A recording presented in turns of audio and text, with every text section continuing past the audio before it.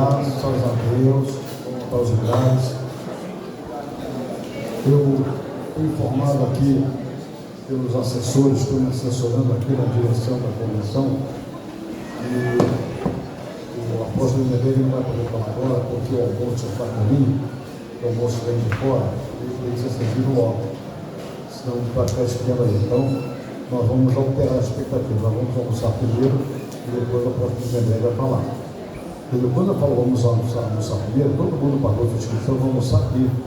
Ninguém vai sair daqui para ir no hotel almoçar. O almoço vai ser aqui, seguido aqui, vai ficar por aqui mesmo. Então ninguém corre, ninguém vai para lugar nenhum. Está todo mundo aqui escutando a palavra depois do almoço. Amém, irmãos? Aí do almoço pode bater papo, essa vontade, para depois a gente pegar a palavra poderosa para ser ministrada aqui. Mas enquanto o almoço chega, para estar durante uns 15 ou 20 minutos, eu vou chamar aqui. Tenho dado a oportunidade de falar, e eu disse que chamaria aqui os jovens que estão nas casas de recuperação. Nós temos 3 casas de recuperação aqui na região, recuperação de drogados. Moriá, é o projeto Moriá, é o projeto Arca e o projeto Jerusalém. E o Ronaldo está ali hoje? Ronaldo está os líderes dessas casas que está ali, é o Ronaldo, Ronaldo, o outro é o Fábio, e o Moriá, que é você, né? O Moriá é o apóstolo Neto. Eles são os líderes dessas casas, estão administrando. Essas casas são bem próximas, abençoadas. O custo dessas casas é muito alto, né?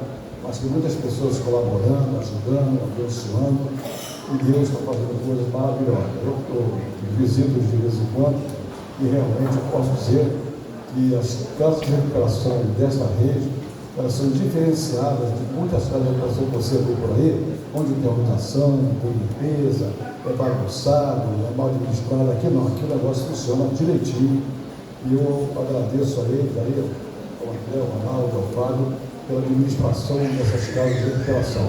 Tem bastante gente, alguns supermercados ajudam, dão a cesta básica, outros dão de outra maneira, todo mundo ajudando. Então, nós vamos chamar aqui agora, eu queria chamar um de cada casa para dar um testemunho aqui de 10 minutos, no máximo 10 minutos. O José Donizete, do Moriá, do projeto Moriá.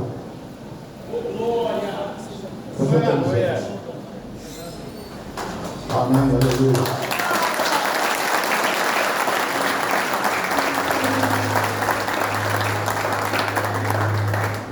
Não.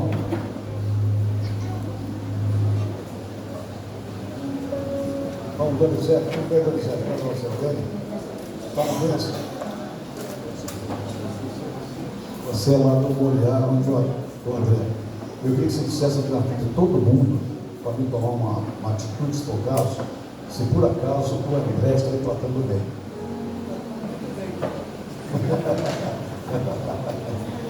O André tem medo agora. Glória a Deus. Pode falar agora. Bom dia, povo de Deus. Bom dia. Cumprimento a todos os graciosos da paz do Senhor, amém? Amém. Motivo de grande alegria estar aqui. Confesso também que um grande temor, né?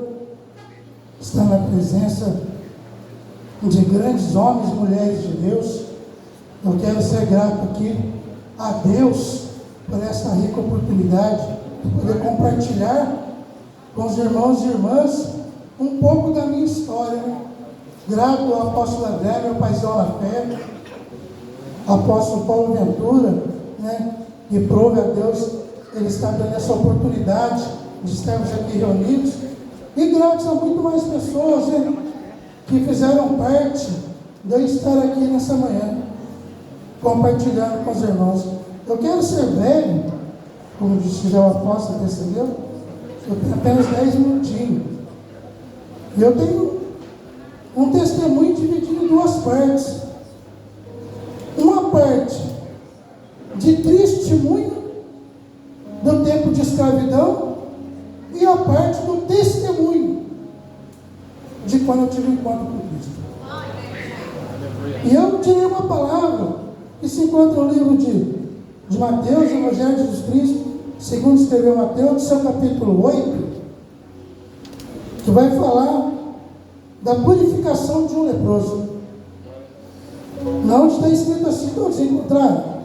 Eles estão me acompanhando? Está dito assim: e descendo ele do monte, seguiu uma grande multidão, e eis que veio um leproso e o adorou, dizendo: Senhor, se quiseres, pode me tornar limpo. E estendendo a mão, o tocou, dizendo: quero ser limpo. E logo ficou purificado da lepra. Por que eu escolhi esse texto? Deus colocou no meu coração. Nós não escolhemos nada, é Deus que escolhe para nós. Porque tem a ver comigo. Porque eu quero falar um pouquinho sobre a lepra, uma doença que, dentro de uma pesquisa, vai dizer que ela surgiu há 1.300 anos, aproximadamente antes de Cristo, e que era uma doença muito temida. E no tempo de Cristo, existiam 72 tipos de lepras, mas a mais temida é que nós conhecemos hoje como hanseníase, uma doença a qual, como nós já conhecemos no dia de hoje, ela vem atacando, atrofiando os músculos, causando paralisia, tirando a sensibilidade, deixando a pessoa uma morte. E em cima desses pontos que eu quero compartilhar com os irmãos o meu testemunho. Testemunho esse, como leproso, eu também me encontrava num leprosário. Um leprosário que se encontra na cidade de Aparecida. Posso falar o nome? Chama-se Estadão Bolivar. Um lugar onde eu fiquei ali escravo 5 anos. 5 anos escravo. De 33 anos que eu fiquei escravo de Satanás, um homem que aqui pode dizer isso daí, apóstolo Dário, me conhece há mais de 30 anos. Quantas foram as vezes que ele passou ali, apóstolo Adilson, indo lá na igrejinha, que era na garagem, onde o senhor ministrava lá, e passava em frente de casa e falava comigo: Zé Carlos, Jesus vai te pegar. Você um dia vai na presença, vai logo, Zé. E eu demorei. Precisei perder minha família, precisei perder meu trabalho, foi me tirado tudo. Porque, me permitam, o crack é uma doença egoísta. Essa era a minha lepra. Porque de 33 anos que eu fui escravo de Satanás nos vícios das drogas, 18 delas foi o crack que me destruiu. Desses 18 anos, 8 anos eu vivi na rua. Na pior situação que vocês possam imaginar. Tendo perdido tudo, ameaçado de morte pelo crime, ameaçado de ser preso pela polícia e ameaçado de morte pela própria droga. Porque, como eu disse, eu queria dar esses pontos aqui. No vício da droga, eu estava paralisado. A lepra causa paralisia, né? Eu estava dessa maneira, paralisado. Não saía daquele lugar ali. Era pedir esmolando em cima da praça, descendo para usar droga. Esmolando. Dessa maneira. Havia perdido a sensibilidade. Essa lepra havia tirado a minha sensibilidade. Porque eu já não tinha mais sentimento nenhum. Nem de dor, nem de tristeza, nem de alegria. A minha vida era vivida na dor. Um leproso. Dentro daquele leprosário. 5 anos escravo de Satanás naquele lugar. Eu sei que o meu tempo é pouco, por isso eu estou procurando ser um pouco mais rápido, né? Quando o apóstolo André me anunciou isso, eu de lá para cá eu vim jejuando, orando, consagrando. Eu fiz um texto lá que dá para fazer uma pregação de 2 horas, apóstolo. Aí eu vi que entendi que hoje Deus só queria que eu viesse testificar a fé de várias pessoas, como no profeta Dário, que um dia profetizou que eu estaria num lugar desse. Que um dia, depois de todo o tempo de escravidão, depois de todo o tempo, a ponto de chegar aqui, a morte em vida. Porque o último estágio dessa doença, a lepra, era a morte em vida. Mas eu quero trazer para a minha vida, que a morte em vida minha dessa lepra, era não ter Deus. Eu estava com a morte espiritual, porque eu já não existia mais. O diabo já tinha tirado minha identidade. Eu não era mais chamado de Donizete. Era o tio Zé Pescadão. Um tio qualquer que estava ali. Desacreditado, abandonado, desiludido. Hoje eu acho que ele está por aqui. O evangelista Geraldo, conhecido como Dadá, eu estou falando dele porque ele acompanhou esse tempo de escravidão minha. Ele é fotógrafo na praça aí, acreditando. Ele acompanhou, me conheceu ali. Mas sabe, gente, é muito forte quando eu olho para dentro desse texto aqui, falando do meu testemunho, porque nós vemos que quando nós abrimos o livro de Mateus, do capítulo 1 ao capítulo 7, não fala de milagre. Capítulo 1 vem falando da genealogia, capítulo 2 fala dos magos que vão visitar Jesus, capítulo 3 de João Batista, ainda no capítulo 3 Jesus sendo batizado, entramos no capítulo 4 com Jesus sendo tentado no deserto, e a partir do capítulo 5 ao versículo 7 é o sermão da montanha. Jesus, ele sai de um sermão considerado o maior sermão de todos, para encontrar um que precisava ser curado. E corajoso, porque lepra naquele tempo era excluído, era isolado, assim como eu estava vivendo naquele lugar isolado. Até a família já havia esquecido, ninguém me visitava. Ainda não visita, né? A não ser Jesus Cristo, amém? Esse não esquece de nós, esse nos visita todo o tempo. Melhor dizendo, ele não visita, ele habita em cada um de nós. Mas eu vivi algo que eu não desejo para ninguém. Um certo dia, deve ser bem breve, eu ocupava um dos lugares ali. Quem conhece sabe que ele tem umas casinhas, e eu morava no último de cima, que era uma casa de força antiga. Estando eu ali, eu ganhei uma Bíblia igual a essa, igualzinha a essa, só que não lia para mim, vivia guardado. Mas chegou um certo ponto dessa doença, na qual eu já tinha perdido a sensibilidade, perdido os movimentos, porque eu só vivia ali assim, parecendo um bichinho arcoado. Já tinha perdido o amor à vida. E posso dizer uma coisa: amar a Deus sobre todas as coisas ao teu próximo é lindo, mas se você não tiver amor próprio, você não consegue. É necessário que nós venhamos ter amor próprio, para que possamos dizer que amamos o nosso próximo e a Deus sobre todas as coisas. E eu tinha perdido isso. Estava ali, escravo de Satanás. Já havia sido permitido tudo. Estava ser preso, correndo o risco de morte, mas nada disso foi suficiente para me trazer para a presença. Aí Deus falou: eu vou ter que fazer o seguinte, toda vez que ele usar agora, ele não vai ter mais as ilusões que a droga causa. Eu vou fazer com que a droga eu faça diferente. Traga a ele a realidade. Porque foi isso que aconteceu, meus irmãos e minhas irmãs. Quando eu chegava a usar, eu já estava num estágio tão avançado, porque é uma dor que desfigura, vai falar que a leva traz desfiguração. Eu já estava desfigurado, a ponto de chegar perto da mãe dos meus filhos e ela não ter me reconhecido. Cabeludo, barbudo, como dizem foi na capa do Batman, magro, irreconhecível. Era alegre em minha vida. Mas começou a acontecer, sabe o quê? E quando eu usava,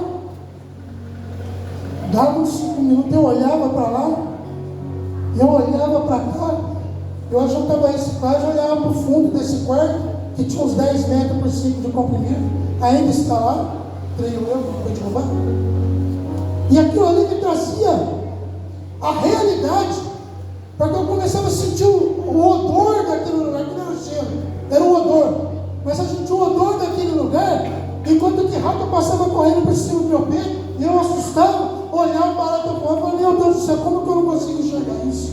E como se não bastasse, eu olhava para o canto do quarto onde tinha uma cama montada, com material coletado na rua, a mãe da minha filha, parecendo um bichinho arcoado. Eu pegava essa Bíblia, fazia como fez esse leproso, porque esse leproso, antes de receber a cura, vai dizer que ele adorou, no livro de Mateus, mas de Marcos e Lucas, vai dizer que antes de adorar, ele se prostrou. E era o que eu fazia, eu me prostrava e punha a cabeça em cima da Bíblia, e ali eu começava a clamar a Deus, falando assim, Deus, tira eu daqui, eu não aguento mais usar droga, eu vou morrer, Deus, oh Deus, tira daqui. Eu clamava a Deus. Eu ainda me lembro que a menina que vivia comigo, estava assim, amor, só tirando minha brisa. Eu falo, mas que brisa, filha? Olha o lugar que nós estamos, cadê nossa filha? Porque a tutelagem da criança já tinha tomado. Eu falei, que vida? Onde está vindo vida, filho? Nós precisamos sair daqui. Nós precisamos sair daqui. E ali, eu encontrei pessoas abençoadas, que viviam naquela praça, vou até citar os nomes, Adalberto do Sopão, o Ivo Romano, que está lá em Portugal, Pastor Felipe, que se encontra conosco lá, o próprio Ronaldo mesmo, o Ronaldão que está aqui, já tinha lá a casa que era Deus de Israel, né, aonde Jerusalém hoje, que estava lá Marcão, era lá, e eu, direto, sempre recebendo Jesus falando para mim, Donizete, sai dessa vida, você quer ajuda? Sai desse lugar, isso aí não é para você. Você lembra da casa que você tinha, da família que ainda lá está? Era onde o apóstolo Dário passava e falava, da casa, acorda, vamos para Jesus, Jesus te ama, vamos. Pois então, quando eu comecei a clamar, a Bíblia fala, pedis e recebereis, pedis e dá-se-vos-á. E foi isso que aconteceu. E quando eu comecei a dobrar meu joelho, mesmo sem nenhum entendimento, e clamava ao Senhor, pedindo para que Ele me tirasse daquele lugar, porque eu já não aguentava mais. Eu estava morto ali, morto, simplesmente, morto em vida, um leproso, vivendo dentro do leprosário. Da maneira que se explica que o leprosário era um lugar perigoso, terra sem lei, na onde existiam abuso, roubos e matança, como se não bastasse a própria doença matando, lá dentro era uma terra sem lei. Até nos dias de hoje, segundo pesquisa, há centenas de anos atrás aí, 1800 alguma coisa, ainda existiam leprosários. Na Grécia existia uma ilha com cerca de 400 leprosos. Assim como nos dias de hoje existem vários leprosários, cracolândias da vida, cheio de pessoas morrendo, necessitando ser resgatadas, pessoas das quais antecedemos aqui apóstolos, pastores, dizendo sobre que nós devemos receber o reino de Deus e levar esse reino de Deus às pessoas. Alguém trouxe o reino de Deus para a minha vida. Eu fui resgatado por Jesus Cristo através do amor de pessoas. E estou compartilhando isso hoje com os irmãos. E pela glória de nosso Senhor Jesus Cristo, pela graça de nosso Senhor Jesus Cristo. Dia 4 de maio agora farão 8 anos que eu estou limpo. Pela graça de nosso Senhor Aleluia. Louvado seja Deus. É pela graça. É pela graça, para que não seja por obra, para que eu não venha me vangloriar de estar limpo. Porque é pela graça de Jesus Cristo. É pela graça que hoje eu sou evangelista do Evangelho Pleno, consagrado num Cepali. É pela graça que hoje eu sou formado no ano passado em terapeuta conselheiro de dependência química. É pela graça que hoje eu represento o projeto Moriá na cidade de Cachoeira Paulista como coalizador. Para quem não conhece, Coalizão Brasil, que é um 12 grupos de entidades não governamentais que formam um grupo chamado Coalizão, que é prevenção contra a droga, porque é mais fácil cuidar da prevenção do que cuidar do viciado. Então tudo isso foi Deus que fez a minha vida. Nada foi por mim, foi pela graça de nosso Senhor Jesus Cristo. E é isso que eu trago hoje, sendo grato às pessoas que participaram dessa conversão, assim como Paulo teve. Pessoas que participaram, como eu disse, apóstolo Dário, ali passando e falando, plantando uma sementinha. Pastor Marcos, a pastora Laide, plantando uma sementinha. Pessoas que também viveram a mesma situação que eu, mas estavam ali mostrando que era possível sair da onde eu estava. Pessoas que, se eu vou continuar falando, são muitas, como eu já disse. Eu não quero cometer o pecado de esquecer de um de outro. Eu só quero entregar essa minha oportunidade agradecendo muito a Deus. Muito a Deus. Sou grato todos os dias a Deus por tudo que Ele tem feito na minha vida. Tenho orado pelas minhas lideranças que me deram a oportunidade, que me abriram essa porta. Eu oro e agradeço a Deus. Porque se não fosse pela graça de nosso Senhor Jesus Cristo, eu não estaria aqui no dia de hoje, podendo compartilhar de algo tão grande. Porque o meu testemunho é pequenininho, perto da grandeza de Deus, daquilo que Ele há de fazer. Amém? É isso que eu tenho para deixar para os irmãos e irmãs. E aplauda Jesus que vive e reina.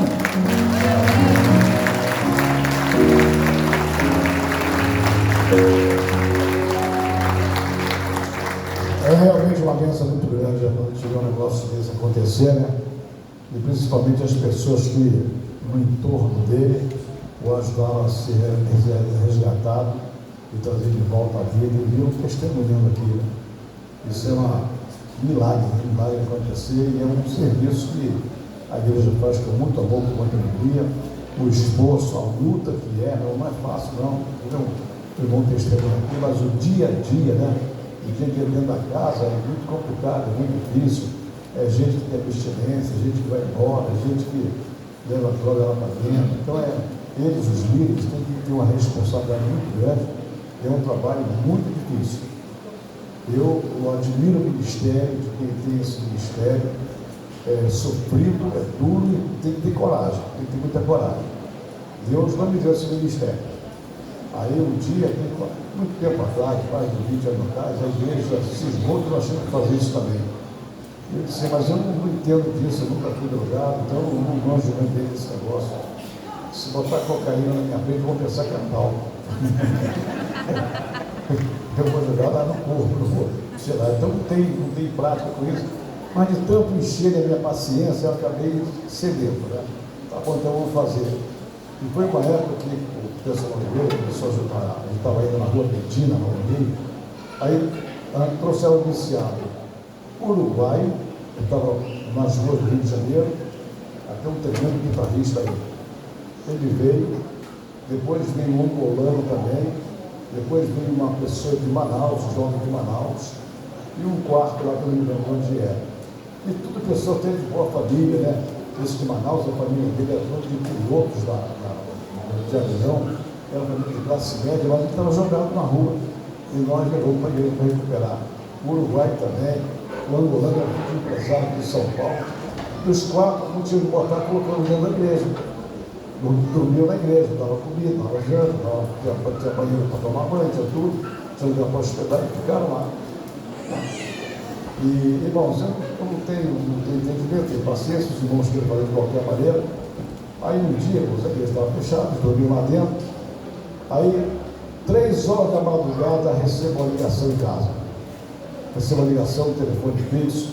Alô, o senhor pastor Paulo Ventura? Eu disse, senhor Mélio, aqui é o detetive, fulano de tal, da 23ª delegacia. Pois não vou acontecer alguma coisa? Que houve um quebra-pau na sua igreja lá dentro, as pessoas passavam ali fora, começaram a escutar barulho de coisa quebrando e tal, aí ficaram assustados, chamaram a polícia foi lá abrir a porta, e tinha 4 jovens dentro da sua igreja quebrando, briga uns com os outros, já quebraram gato de bateria, quebraram guitarra, quebraram banco, quebraram tudo. Aí tivemos que mandar a viatura lá, pegamos todo mundo, está aqui na delegacia, estão presos aqui. 3 horas da madrugada, o senhor me dá um punho aqui para o senhor liberar eles? Eu disse, meu amigo, deixa eu falar para você, eu estou dormindo, estou deitado, são 3 horas da madrugada. Vocês brigaram lá dentro da igreja, iam levar de volta, eu vou brigar de novo. Eu sei o que fazer. Então, assim, tu já estão acomodados aí, os 4, aí eles não vão brigar. Então, eu falo assim, quebra meu gato, vocês dormirem hoje, amanhã eu estou mandando embora. Eu não fui lá mesmo, não. No dia seguinte, aí fui obrigado a reunir a igreja e chamar as famílias, chamamos as famílias. O do Uruguai, a família Noveira, nós pagamos um avião, um obreiro nosso levava na casa da família lá, que foi levar. O de Manaus, nós conversamos com a família mandou buscar, levou ele de volta para Manaus. O angolano, o parente dele aqui em São Paulo também foi buscar, mas foi buscar assim com má vontade, pastor, eu vou buscar, mas há várias pessoas que têm não saíram. Aí ele veio buscar no Rio de Janeiro e o rapaz estava liberto. Na minha cabeça ele estava liberto. Ele não usava mais a droga, então está liberto. Esse, quando o parente dele veio buscar, o pai dele veio buscar no Rio de Janeiro, nessa vinda dele, eu recebo também uma outra ligação de uma outra delegacia, mas essa foi de dia. O senhor, pastor Paulo Ventura, senhor, eu estou aqui com ele dentro da sua igreja, o membro da sua igreja está preso aqui. O membro da minha igreja, o que ele fez? Ele estava vendendo droga. Vendendo droga? Peguei ele com 2 quilos de maconha. Eu disse, o senhor pode ter certeza que não é membro da minha igreja. Eu não discipulei ninguém para vender maconha. Então não é comigo, não, deixa eu segredo. Qual é o nome dele? Simone. Aí eu fui lá, botei terno, botei gravata para chegar como pastor da delegacia. Estava lá preso, eu disse, mas você, rapaz, o teu pai está vindo de São Paulo para te levar, e o teu pai disse que não acreditar em você. E você, no dia que teu pai vem, você faz isso. Você está deixando furo comigo mesmo. E o detetive, sabe o que é por isso, né? É o seguinte, pastor, é o seguinte, ele com 2 quilos, isso aí vai dar uns 5 ou 6 anos de cadeia para ele. Mas então, quem começou a quebrar um galho? Não, eu sou homem justo. Ele disse, pastor, quando ele falou que era homem justo, eu pensei assim, que ele vai arrumar grana aqui, tá vendo? Mas aí ele disse, não, é o seguinte, o garoto é bom, o garoto é gente boa, conversei com ele, não é bandidão, não está armado, tal, porque eu vou fazer o seguinte, uma ação grande que eu tenho, minha mulher também é crente e tal, eu vou botar aqui no papel que eu peguei ele com 50 gramas de maconha. Porque se for 50 gramas, é só viciado, não é traficante. Aí o senhor leva ele, pode ir embora, sem problema, vai ter processo, não vai ter nada, esquece o assunto. Aí eu disse assim, cara, e os 2 quilos, como é que fica? Não, 2 quilos, eu falei 2 quilos, eu falei 50 gramas, o senhor não entendeu não? A gente que não vive nesse meio, eu pensei que ele devolveu os 2 quilos. Não, certo, o senhor não entendeu, né? Os 2 quilos subiram. Tá bom, então me dá aí, eu vou levar ele. Deixei os 2 quilos para lá. Mas não, então, aí eu cheguei à conclusão de que Deus me chamou para isso. Eu agradeço a Deus pelo apóstolo André, pelo Ronaldo, pelo Fábio, por outros mais que fazem isso. Que é um ministério abençoado, que eu ajudo do jeito que eu posso ajudar. De vez em quando eu vou visitar, de vez em quando eu vou lá pregar, orar por eles e tal. Sou muito bem recebido lá. Mas eu abençoo a vida de vocês para que continuem fazendo e cada vez mais tenham sucesso aí, a paciência que vocês têm para lidar com esse tipo de situação. Amém? Irmãos, a comida chegou ou não? Está para chegar, né? Nós temos mais 2 testemunhos ainda, e mais 3 na verdade, porque são 2 de centro de recuperação, e temos também o pastor de Macaé, o pastor Marcelo e a pastora Angélica, que também vão dar os seus 10 minutos de testemunho aqui para a igreja. Mas eu acho que eu vou parar por aqui, porque a Pedro está chegando, né? Pode colocar mais um agora. Oi? Dá mais um? Então dá mais um ainda. Então vamos chamar aqui o Fernando da Arca.